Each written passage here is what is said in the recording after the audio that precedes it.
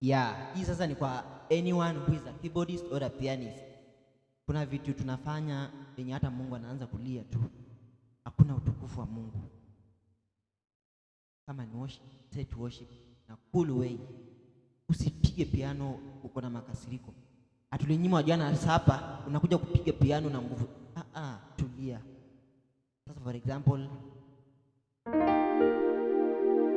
cha kutumaini sina ila damu yake Bwana, sina wema wa kutosha dhambi zangu kuziosha. Yani hata ukiimba una feel like you are in a cool environment. Sasa wewe you are setting this way, umeka octave higher octave.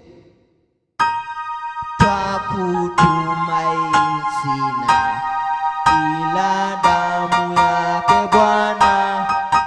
Na sasa hii ni nini? Hii ni nini sasa hii? Hii ni nini sasa unafanya sasa? Ndugu yangu, dada yangu, weka octave in a negative way ama on a zero, on a neutral, yani zero. Ulisema naposhindwa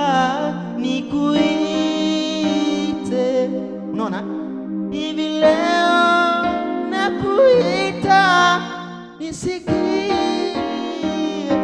Nadhani umeelewa ni venye tu nimeweka ile high yenye simbiangi, lakini yenye nilikuwa nataka uelewe ni hiyo. Usiweke high sana, haitakuwa mzuri. Octave, consider octave kwa D octave na M octave na octave sana sana piano za PSR 473.